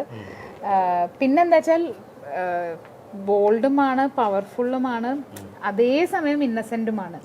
ഇതെല്ലാം കൂടെ ചെയ്യൽ കുറച്ച് ബുദ്ധിമുട്ടായിരുന്നു. പിന്നെ എനിക്ക് തോന്നുന്നു ഡയറക്ടറും ക്യാമറാമാനും വളരെ ക്ലാരിറ്റി ഉള്ള രണ്ടാളുകൾ. രാംജി സാറാണ് ക്യാമറ ചെയ്തത്. അവിടുത്തെ അല്ല, ഇന്ത്യയിലെ തന്നെ ഒരു സീനിയർ ഗംഭീര സിനിമാറ്റോഗ്രാഫറാണ്. അപ്പൊ രാംജി സാറുടെ ആ പേര് മതി ഈ സീരീസിന്. പിന്നെ മുത്തു, ഡയറക്ടർ മുത്തുകുമാർ എന്നാണ് പേര്. മുത്തു ആണെങ്കിലും എനിക്ക് അറിഞ്ഞൂടെ എങ്ങനെയാണ് ഇങ്ങനെ ഒരു ഫീമെയിൽ പെർസ്പെക്റ്റീവിൽ ഒരു ആണിനെ എഴുതാൻ പറ്റുന്നത്. ബ്യൂട്ടിഫുള്ളി നല്ല കണ്ടന്റ് ആണ്. പിന്നെ ഞാൻ തന്നെയാണ് ഡബ് ചെയ്തത് മധുരൈ തമിഴ്. അപ്പൊ അതിന്റെ ഒക്കെ ഒരു സന്തോഷം, എക്സൈറ്റ്മെന്റും ഒക്കെ മലയാളികള് സീരീസ് കണ്ടോ? ആളുകള് കണ്ടു കുറെ, പ്രത്യേകിച്ച് കാര്യമായിട്ട് നല്ല വർക്കുകൾ കാണുന്ന ആളുകൾ എല്ലാവരും കാണുകയും ലൈഫ് ടൈം റോള് മാത്രമല്ല, ലൈഫ് ടൈം അപ്രീസിയേഷൻസ് കിട്ടിയൊരു റോളും അതാണ്. എനിക്ക് അടുപ്പിച്ചൊരു 3-4 മാസത്തോളം എൻ്റെ സോഷ്യൽ മീഡിയ ഫുള്ളാണ് മെസ്സേജുകൾ കൊണ്ടും ആളുകൾ കണ്ടിട്ട് സ്റ്റോറി ഷെയർ ചെയ്തിട്ടും സ്ത്രീകളൊക്കെ വോയിസ് നോട്ട് അയക്കുമെന്നൊക്കെ ചോദിച്ചിട്ട് കരച്ചിലൊക്കെ. ഇവിടെ മലയാളത്തിൽ എന്നെ അധികം ഡബ് ചെയ്യാൻ സമ്മതിക്കാറില്ല, എൻ്റെ ശബ്ദം കൊള്ളില്ല എന്ന് പറഞ്ഞിട്ട്. കുറച്ച് സിനിമകളിലേ ഞാൻ ഡബ് ചെയ്തിട്ടുള്ളൂ. പക്ഷെ അവിടെ വോയിസിനായിട്ട് ഇപ്പൊ കുറെ ആളുകളുണ്ട്. അതിനകത്തൊരു ഡയലോഗും എൻ്റെ ശബ്ദവും ഇഷ്ടമുള്ള കുറെ ആളുകളുണ്ട്. പിന്നെ ഈ പറഞ്ഞ പോലെ എനിക്ക് ആദ്യമായിട്ടാണ് 10-15 വർഷമായിട്ട് എൻ്റെ പേരൊക്കെ ടാറ്റു ചെയ്യുന്ന ഫാൻസിനെ കിട്ടുക. അപ്പം അങ്ങനത്തെ എക്സ്പീരിയൻസ് അയലി വഴി കിട്ടിയിട്ടുണ്ട്. ഈ ഒരു 10-15 വർഷത്തെ സിനിമകൾ ഇങ്ങനെ എടുത്തു നോക്കുകയാണെങ്കിൽ, ഫിലിമോഗ്രാഫി എടുത്ത് നോക്കുകയാണെങ്കിൽ, ഒരു പിന്നെ ക്ലാസ് സിനിമകളുടെ ഭാഗമാണ് അധികവും. ഈ മാസ് സിനിമകളുടെ ഭാഗമാവാൻ താല്പര്യമില്ലാത്തതുകൊണ്ടാണ് വിളിച്ചിട്ടില്ല. വളരെ ഇന്നസെന്റ് ആയിട്ടുള്ള മറുപടിയാണല്ലേ. മാസ് സിനിമകളുടെ ഭാഗമാവാൻ എനിക്ക് അങ്ങനത്തെ നല്ല ഓഫർ വന്നിട്ടില്ല ഒരു മാസ് സിനിമയെന്ന്. പിന്നെ എനിക്ക് തോന്നുന്നു മേ ബി എനിക്കത് ജഡ്ജ് ചെയ്യാൻ അറിയാത്തതുകൊണ്ടുമായിരിക്കും എന്താണ് ക്ലാസ്, എന്താണ് മാസ് എന്നുള്ളത്. ലക്കിലി നല്ല ഈ പറഞ്ഞ പോലെ ആളുകൾ കാണുമ്പം നമ്മളെ അഭിനന്ദിക്കുമ്പോഴോ അല്ലെങ്കിൽ നമ്മളെ പ്രോത്സാഹിപ്പിക്കാൻ വരുന്ന ആളുകളൊക്കെ ഈ നല്ല സിനിമകളുടെ ഭാഗമായ കുട്ടി എന്ന് പറയുന്നത് കേൾക്കാൻ സന്തോഷമുണ്ട്. അതിനൊരു സാറ്റിസ്ഫാക്ഷനും ഒരു അഭിമാനവും ഒക്കെ ഉണ്ട് പറയുമ്പോൾ. മാസ് സിനിമകളെ വിളിച്ചിട്ടില്ല, വിളിച്ചാൽ നമ്മൾ ചെയ്യും തീർച്ചയായിട്ടും അല്ലേ. അതെ. പിന്നെ ഒന്നെന്താ വെച്ചാൽ ഇപ്പം വിളിച്ചാൽ ചെയ്യുമെന്ന് പറഞ്ഞാൽ ചിലപ്പോൾ നമ്മളുടെ ഒരു ക്യാരക്ടറൊക്കെ കേൾക്കുമ്പം നമുക്കൊന്നും ഇല്ലാണ്ടായി പോയോ എന്നൊക്കെ ചിലപ്പോൾ തോന്നുമല്ലോ. മാസ് സിനിമ എപ്പോഴും ഹീറോയുടെ സെലിബ്രേഷൻ ആണ്. ഞാനിപ്പോ കിങ് ഓഫ് കൊത്തയിൽ ഞാനൊരു 2 സീൻ അഭിനയിച്ചു. അപ്പം എനിക്കെന്താ വെച്ചാൽ 2 സീൻ ഉള്ളൂ എന്ന് പറയുമ്പം ഒന്നും അങ്ങനെ എന്തോ ഒരു തോന്നലുണ്ട് ശരിക്കും പറഞ്ഞാൽ. ഈ സിനിമ അഭിനയം ഇതൊക്കെ നിലനിൽക്കെ തന്നെ ഈ കോവിഡിന്റെ സമയത്ത് യൂട്യൂബില് ഞാൻ കോവിഡിന് മുന്നെയാണ് യൂട്യൂബ് ചെയ്തത്. കോവിഡിന്റെ സമയത്ത് എനിക്ക് തോന്നുന്നു നമ്മുടെ ആദ്യത്തെ വീഡിയോ കഴിഞ്ഞ് വന്ന ഉടനെ തന്നെയാണ് യൂട്യൂബ് സ്റ്റാർട്ട് ചെയ്തത്. അതിന് മുമ്പ് തുടങ്ങി വെച്ചിട്ടുണ്ട്. ഞാൻ കോവിഡ് ആയപ്പോ യൂട്യൂബ് നിർത്തി. എന്താ വെച്ചാൽ കോവിഡ് ആയപ്പം ഞാൻ എന്റെ വീട് പൊളിച്ചിട്ടിരുന്നു. വീട് പണിയിലാണ് പിന്നെ എന്റെ ജീവിതം മുഴുവൻ പോയത്. 2-3 കൊല്ലം പൊളിച്ചിടുകയും ചെയ്തു. പിന്നെ അത് അടച്ചുറപ്പാക്കണ്ടേ. അപ്പൊ എല്ലാം നിന്നു. യൂട്യൂബ് നിന്നു, അല്ലെങ്കിൽ ഷൂട്ടുകളൊക്കെ കുറെ ഒരു ഗ്യാപ്പ് വന്നു. ഇപ്പം എന്താണ് വ്ളോഗിങ്ങിന്റെ അവസ്ഥ? പുതിയ വീഡിയോസ് ഒക്കെ ചെയ്യാറുണ്ടോ? സമയം കിട്ടാറുണ്ടോ? കഴിഞ്ഞ ഒരു വർഷത്തിൽ ഞാൻ ആകെ 2-3 വീഡിയോ ആണ് ആകെ ഇട്ടിട്ടുള്ളൂ. ചെയ്യണം എന്ന് ഭയങ്കര ആഗ്രഹമുണ്ട്. ഒക്കെ കൂടി അങ്ങോട്ട് ഒരുങ്ങി വരാറില്ല. ഇപ്പൊ നമ്മൾ പറയില്ലേ, ഇപ്പൊ യാത്രയൊക്കെ പ്ലാൻ ചെയ്യുമ്പോൾ പൈസ ഉള്ളപ്പം സമയം ഉണ്ടാവില്ല, സമയമുള്ളപ്പോ പൈസ ഉണ്ടാവില്ല. എല്ലാം കൂടെ ഒത്തു വന്നാൽ ആരോഗ്യ പ്രശ്നം എന്തെങ്കിലുമൊക്കെ ആയിട്ട് ഇങ്ങനെ മാറിപ്പോകുന്നു. ഞാൻ പറയണത് ഇപ്പം ഈ വ്ളോഗിങ്ങിന്റെ ഇപ്പൊ ഈ കഴിഞ്ഞൊരു 4-5 വർഷമായിട്ട് നമ്മൾ യൂട്യൂബ് ചാനലൊക്കെ പോകുന്നുണ്ട്. ചില ഇഷ്ടം പോലും ആളുകൾ വരുന്നു. അതിൽ പലതും എന്താ പറയാ, അതിൻ്റെ ഒരു ക്വാളിറ്റി അതോ അതിൻ്റെ ഒരു ഓതൻറ്റിസിറ്റി ഇതൊക്കെ നോക്കുമ്പോൾ ഭയങ്കര മോശം കണ്ടീഷനിലുള്ളവരും ചിലപ്പോൾ 20 മില്യണൊക്കെയാണ് അവരുടെ റിവ്യൂസ്. ഇതൊക്കെ കാണുമ്പോൾ എന്താണ് തോന്നാറ് സർ? ഡിസേർവിങ് അല്ലാത്ത കുറെ ആളുകളുണ്ട്, ഈ ഇത്രയും സെലിബ്രേറ്റഡ് ആവപ്പെടേണ്ടാത്ത ഒരുപാട് ആളുകളുണ്ട് എന്ന് എനിക്ക് തോന്നിയിട്ടുണ്ട്. പക്ഷെ അതിൻ്റെ ഒപ്പം നല്ല കണ്ടന്റ് ചെയ്യുന്നതും ഒരുപാട് ആളുകളുണ്ട് കേട്ടോ. ക്രിഞ്ച് ചില അൺസൈക്കബിൾ കണ്ടന്റ് ഞാൻ കണ്ടിട്ടുണ്ട്. അല്ലെങ്കിൽ ചില ആളുകളെയൊക്കെ ആളുകൾ സെലിബ്രേറ്റ് ചെയ്യുന്ന കാണുമ്പോൾ ഇതാണോ വാഴ്ത്തപ്പെടേണ്ട ആളുകൾ എന്നൊക്കെയുള്ള പേടി തോന്നാറുണ്ട്. ഇപ്പം ഞാൻ ആളെ പറയുന്നില്ല, ഒരു യൂട്യൂബറാണ് തോന്നുന്നു. അദ്ദേഹം ഒരു ഇവന്റിന് വന്ന സമയത്ത് അവിടെ കൂടി നിൽക്കുന്നത് മുഴുവൻ കുട്ടികളാണ്, +2 ടീനേജ് കുട്ടികളാണ്. അപ്പം ഇവരുടെ ഒരു വകതിരിവ് എന്താണ്, എന്താണ് ഇവർ ആരാധിക്കുന്നത് എന്നൊക്കെ ഉള്ളത് നമുക്ക് പേടിപ്പെടുത്തുന്ന ഒരു കാര്യം. കുട്ടികൾക്ക് കിട്ടുന്ന മെസ്സേജ്, അവരുടെ സ്വഭാവം രൂപീകരിക്കുന്നതിൽ ഇവർ ചെലുത്തുന്ന സ്വാധീനം, ഇതിനൊരു സെൻസർഷിപ്പും ഇല്ലല്ലോ. നമ്മളൊരു സിനിമ കാണാൻ വൾഗറായിട്ടുള്ള അല്ലെങ്കിൽ മിസ്ഗൈഡിങ് ആയിട്ടുള്ള ഒരു സിനിമ കാണാൻ സാധ്യത ഉണ്ടെങ്കിൽ നമുക്കൊരു സർട്ടിഫിക്കറ്റ് ഉണ്ട്, അത് കൊടുത്താൽ കാണാൻ പറ്റും. ഇതൊന്നുമില്ല, ഇവര് എന്തെല്ലാം. പിന്നെ അതുമല്ല, ഇപ്പൊ നോക്കിക്കഴിഞ്ഞാൽ തന്നെ ഇല്ലേ, നാട്ടിലുള്ള എല്ലാ കുട്ടികളും ഈ മറ്റേ ഹലോ ഗൈസ് ഹായ് ഗൈസ് ആ സാധനം. അത് എൻ്റെ ഈ ചാനല് നമ്മളിത് തുടങ്ങിയിട്ട് അങ്ങനെ വലിയ ഭൂമിയിലേക്കൊന്നും പോയില്ല. അപ്പൊ എൻ്റെ മക്കൾ എന്നോട് പറയും, ഉപ്പ ഹായ് ഗായ്സ് എന്ന് പറഞ്ഞു തുടങ്ങണം. അത് പറയാത്തോണ്ടാണ്. അപ്പൊ ഞാൻ പറഞ്ഞു, അങ്ങനെ പറഞ്ഞിട്ടേ സബ്സ്ക്രിപ്ഷൻ വരുള്ളൂ, എനിക്ക് വേണ്ട, നമുക്ക് ജെന്യൂനായ നല്ല കണ്ടന്റ്. അത് എന്നോടും ഇങ്ങനെ പല കണ്ടന്റ് ഐഡിയാസും പല ഡയലോഗുകളും പല തംബ്നെയിൽസും ഒക്കെ ആൾക്കാർ ഇങ്ങനെ പറയാറുണ്ട്. ഞാൻ പറയാം, അങ്ങനെ ഒരു കച്ചവടം നമുക്ക് വേണ്ട, നമ്മൾ എന്താ ചെയ്യണം, കളി വേണ്ട എന്നുള്ളൊരു തോന്നൽ എനിക്കും ഉണ്ട്. പക്ഷെ അല്ല, നമുക്ക് ഭയങ്കര പേടിപ്പിക്കുന്ന ഒരു കാര്യമാണ് ചിലരെയൊക്കെ ആളുകൾ ആരാധിക്കുന്ന കാണുമ്പോൾ. ഇതിന് മാത്രം ഉണ്ടോന്നല്ല, എങ്ങോട്ടാണ് ഇവരൊക്കെ പോകുന്നത്, ഇവരെന്താണ് മനസ്സിലാക്കുന്നത്, ഇവരുടെ ഒരു വകതിരിവ് എങ്ങനെയാണ് ഉണ്ടായി വരുന്നത് എന്നൊക്കെ ഉള്ളത് പേടിപ്പിക്കുന്ന കാര്യമാണ്, പ്രത്യേകിച്ച് കുട്ടികളുടെ. പിന്നെ ഈ പറഞ്ഞ പോലെ ഈ യൂട്യൂബിന്റെ ഒരു ഇൻഫ്ലുവൻസ് ആണെന്നേ, ഒരു കുഞ്ഞു വാവ ബേബീനെ പോലും നമ്മളിപ്പോ പഠിപ്പിക്കണ്ട, ഫോൺ എടുത്തു കഴിഞ്ഞാൽ ഹായ് ഗൈസ് എന്ന് ഓട്ടോമാറ്റിക്കലി പറഞ്ഞു തുടങ്ങി. അതെ, അങ്ങനത്തെ കുട്ടികൾ കുറെ ഉണ്ടല്ലോ. ഇനിയിപ്പം സിനിമയുടെ കാര്യത്തിലേക്ക് വരുമ്പോൾ വീണ്ടും പുതിയ സിനിമകൾ ഏതൊക്കെയാണ് ഇനി പ്ലാൻ ചെയ്യുന്നത്? CID രാമചന്ദ്രൻ റിട്ടയർഡ് SI എന്ന് പറഞ്ഞൊരു പടമാണ് പുറത്തിറങ്ങാനുള്ളത്. കലാഭവൻ ഷാജോൻ ചേട്ടനാണ് അതിൽ ലീഡ് ചെയ്യുന്നത്. അതൊരു ഇങ്ങനൊരു ഭയങ്കര ഹീറോയിൻ അങ്ങനത്തെ ഒരു സിനിമയൊന്നും അല്ല, അതേമാതിരി ഭയങ്കര യങ്സ് അങ്ങനെയൊന്നും അല്ല. ഒരു റിട്ടയർഡ് പോലീസ് ഓഫീസർ, റിട്ടയർമെന്റിന് ശേഷം അയാൾ CID രാമചന്ദ്രൻ റിട്ടയർഡ് SI ആയിട്ട് ജോലി നോക്കുന്നു. അപ്പോൾ ഒരു കേസും അന്വേഷണവും അങ്ങനെയൊക്കെ ആയിട്ടുള്ള ഒരു മർഡർ മിസ്റ്ററി ത്രില്ലറാണ്. അപ്പം ആ ജോണറിലുള്ള ഒരു പടമാണ് മലയാളത്തിൽ ചെയ്തത്. ഹര എന്ന് പറഞ്ഞിട്ടൊരു തമിഴ് പടമാണ് ഇപ്പൊ ഷൂട്ട്. ഞാൻ അവിടെ നിന്നാണ് ഇന്നലെയാണ് ഞാൻ എത്തിയത്. അത് കോത്തഗിരിയും കോയമ്പത്തൂരും ഒക്കെ ആയിട്ട് ഷൂട്ടായിരുന്നു. ഇനി ചെന്നൈയിലെ കുറച്ച് പോർഷൻസും കൂടെ ബാക്കിയുണ്ട്. മോഹൻ സാറാണ്, മറ്റേ മൈക്ക് മോഹൻ എന്നാണ് അവിടെ എല്ലാരും പറയുന്നത്, മൗനരാഗത്തിലേക്ക് മോഹൻ സാർ, കുറേ ഹിറ്റ് പാട്ടൊക്കെ ഉള്ള മോഹൻ സാറാണ് ഹീറോ. അപ്പൊ മോഹൻ സാർ ഇപ്പം വിജയ് സാറിന്റെ പടത്തിൽ അഭിനയിക്കുകയാണ്. അപ്പൊ അതിന് വേണ്ടിയിട്ട് തായ്ലൻഡ് പോയപ്പോൾ നമുക്കൊരു ബ്രേക്ക് കിട്ടിയതാണ്. അപ്പൊ ഈ ഒരു 1 week 10 days കഴിഞ്ഞാൽ അതിന്റെ ബാലൻസ് ഷൂട്ട് ഉണ്ട്. ഹര എന്നാണ് അതിന്റെ പേര് സിനിമയുടെ. പിന്നെ ഒരു സീരീസും തമിഴ് തുടങ്ങാൻ പോവാണ്. തമിഴ് സീരീസ് വരുന്നുണ്ട്. മറ്റേ സീരീസിന്റെ ഒരു ഇൻഫ്ലുവൻസും കൂടി. അയലി കഴിഞ്ഞിട്ട് എനിക്ക് ഒരുപാട് ഓഫേഴ്സ് വന്നു. പക്ഷെ അയലിയിൽ എന്താ വെച്ചാൽ ഒരു അമ്മ മകൾ കഥയാണ്. അപ്പൊ ഞാൻ അമ്മയാണ്.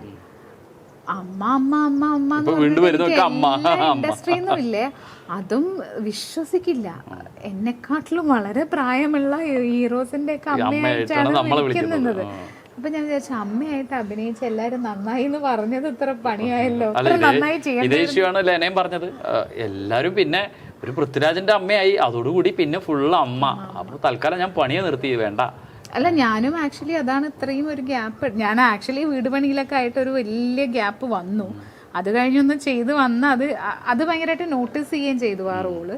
പിന്നെ വീണ്ടും എനിക്കൊരു 50-60 അമ്മ വന്നിട്ടുണ്ടാവും. അല്ല, ഇതിനകത്ത് അമ്മ ചെയ്യാൻ ബുദ്ധിമുട്ടില്ല കേട്ടോ. അല്ല, ബുദ്ധിമുട്ടുണ്ടായിട്ടില്ല, വെറുതെ അമ്മയാവരുത്. അതുമല്ല, ഈ ക്രിയേറ്റേഴ്സിന്റെ ഒരു കാര്യം ആലോചിക്കണം. നമ്മളൊരു ആർട്ടിസ്റ്റിനെ വേറൊരാൾ ക്രിയേറ്റർ അമ്മയായി ഭയങ്കര ഭംഗിയായിട്ട് അവതരിപ്പിച്ചു കഴിഞ്ഞിട്ട് പിന്നെ എടുക്കാൻ പോകുന്നവരൊക്കെ ആ ക്യാരക്ടറിനെ മാത്രമല്ല, ആ ക്യാരക്ടറിനെ പിന്നെ അതല്ലാതെ എങ്ങനെ റീപ്ലേസ് ചെയ്യാം. അവരെ എങ്ങനെ പുതിയൊരു കാമുകിയായിട്ട് അതാണ് റിസ്ക് എടുക്കില്ല. അതാണ് ഇത്രയും മണി ഇൻവോൾവ് ഒക്കെ ആകുമ്പോ ആരും ആ റിസ്കിന് ട്രൈ തയ്യാറാവാത്തതുകൊണ്ടായിരിക്കും. എനിക്കാണെങ്കിലും അമ്മ ചെയ്യാൻ ഇഷ്ടമാണ്, ഞാൻ കംഫർട്ടബിൾ ആണ്. പക്ഷെ ഈ അയലിയിൽ എന്ന് പറഞ്ഞു കഴിഞ്ഞാൽ എനിക്ക് 8 എപ്പിസോഡിലും ഈ അമ്മയുടെ പ്രസൻസ് ഉണ്ട് ഭയങ്കരമായിട്ട്. 10-60 ദിവസം നമുക്ക് ഷൂട്ട് ഉണ്ടായിരുന്നു. അപ്പം ഒരു 2 ദിവസം വന്ന് അഭിനയിക്കുന്ന അമ്മയും 60 ദിവസം അഭിനയിക്കുന്ന അമ്മയും ഉള്ളൊരു വ്യത്യാസം ഉണ്ടല്ലോ. എനിക്ക് ആ വെറുതെ വന്നിട്ട് പേരിനൊരു അമ്മ, അപ്പം മകൻ ആക്സിഡന്റ് ആകുമ്പോൾ കരയാനോ അല്ലെങ്കിൽ മകനൊരു പെണ്ണിനെ കല്യാണം കഴിച്ചുകൊണ്ട് വരുമ്പോൾ വരൂ മോനെ, അങ്ങനത്തെ അമ്മ എനിക്ക് ആവണ്ട. അമ്മയ്ക്കൊരു സ്പേസ് വേണം. അതെ. എനിവേ നമുക്ക് മറ്റൊരിക്കൽ വീണ്ടും പുതിയ വിശേഷങ്ങളുമായിട്ട് വീണ്ടും കാണണം. നമുക്ക് ഷൂട്ട് ചെയ്യണം. അതെ, നമ്മൾ കുറച്ച് ചിത്രങ്ങൾ എടുക്കണം, റീൽ വീഡിയോ എടുക്കണം. ഇപ്പോഴത്തെ പുതിയ ട്രെൻഡ് അതാണ്. റീൽസ് വളരെ അത്യാവശ്യമാണ്. ഫുഡ് കഴിക്കാം, കാരണം നല്ല രസികം ഫുഡാണെന്ന് പറയുന്നു. നമുക്ക് മേലെ റെസ്റ്റോറൻറ്റ്. ആക്ച്വലി ഇത് 300 വർഷമല്ലേ? 300 വർഷമാണ് അത്. പിന്നെ ഇത് ഇപ്പോഴത്തെ രീതിയിലേക്കൊന്ന് മെയിൻറ്റെയിൻ ചെയ്ത് കൊണ്ടുവന്നു നോക്കാം.